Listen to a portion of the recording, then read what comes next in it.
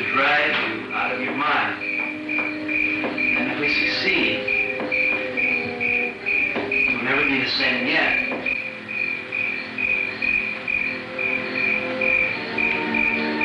This is a form of magic.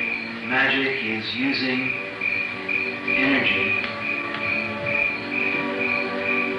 in a way to take people beyond where they are at. This may be white magic. White magic is where you use energy to take people beyond where they are, in the direction that they want to go, and you try to tell them about it.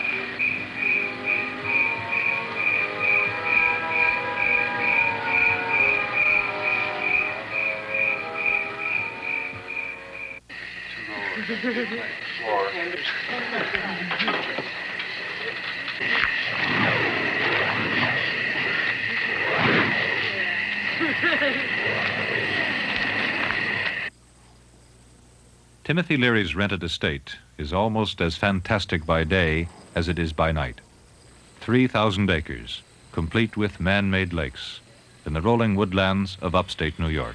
The estate was built by a wealthy madman 70 years ago, and it's been the home, I guess, for people who want to go out of their minds ever since.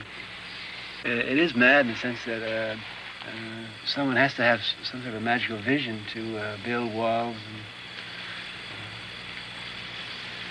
meditation houses and Bavarian ski lodges. So around here.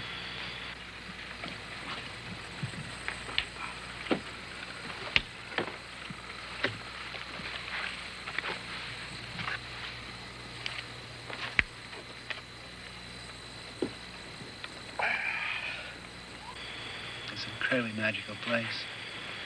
Every few hundred yards has a little shrine of some sort.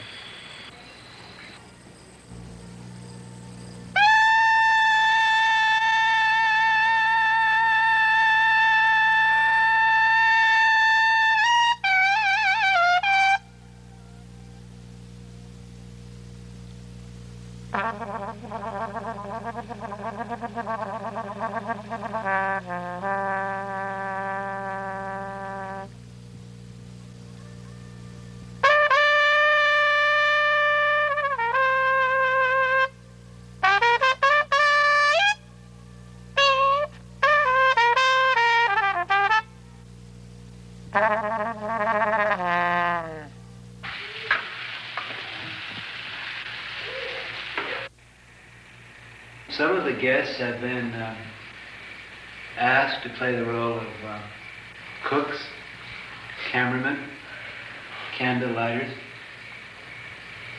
and we're going to keep shifting everything we do this weekend. Actually, there's some possibility that I'm just a visitor here for the weekend, reading a script that was handed to me by the people who run this place. So you're never going to be sure exactly who's who and who's supposed to do what. Because at any moment you may be asked to run a psychedelic session, or to cook a meal, or to run a television camera, or to weed the garden.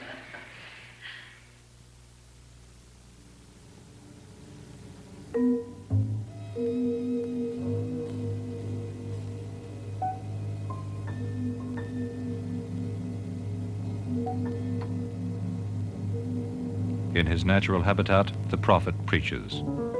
Timothy Leary in a Saturday morning session of words and silences. The first several years that we were engaged in psychedelic research, we deliberately tried not to impose any kind of session programs or any models or metaphors or theories on the psychedelic experience.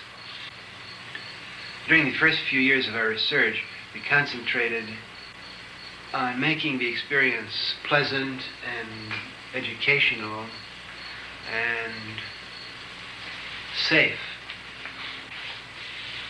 The session tonight we're going to use as the model a voyage into your own body. The human brain receives several billion signals a minute. Your brain is being flooded with millions of coded messages from all parts of your body every second.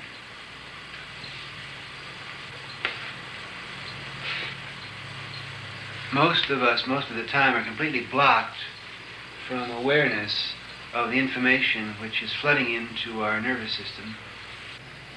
Now, often, people during LSD sessions get trapped where their consciousness floats into one of these areas of the nervous system, to be lost there because you don't recognize it, and to suffer tremendous anguish or experience incredible new ecstasies as you whirl through this center, to slowly dissolve and go back down the history of your own nervous system and experience the ecstasy of the root beginning.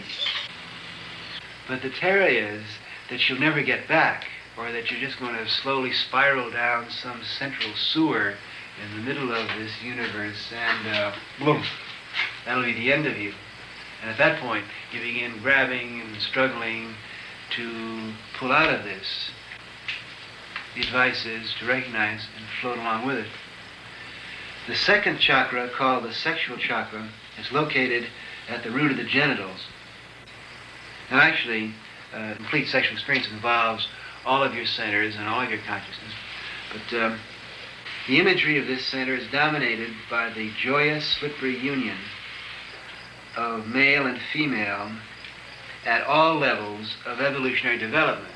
Now, they don't mean that you are fantasizing having a sexual affair with Marilyn Monroe. That's the most gamey aspect of the principle that's involved here.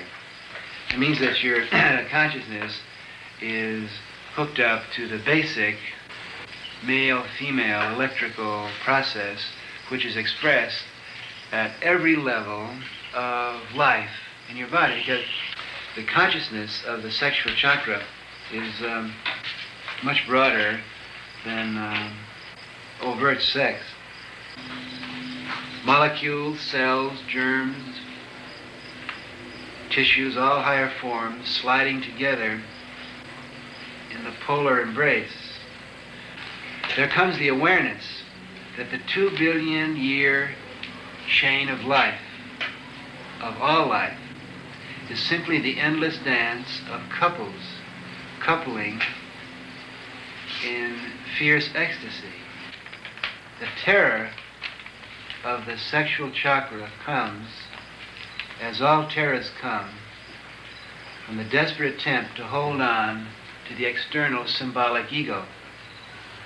As you slip into moist, intertwined union, you discover that you are vulnerable and soft, and that you have given up your cherished individuality and all of your defenses. Your identity is merging in the union.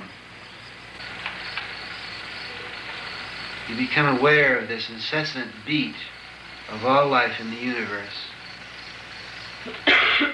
pulsing into every corner of your body. The ecstasy of this center is union of your flow and pulse in the river of all life, the harmony of your heartbeat with the pulse of all life. And this is the classic experience of unity which mystics have been writing about for thousands of years.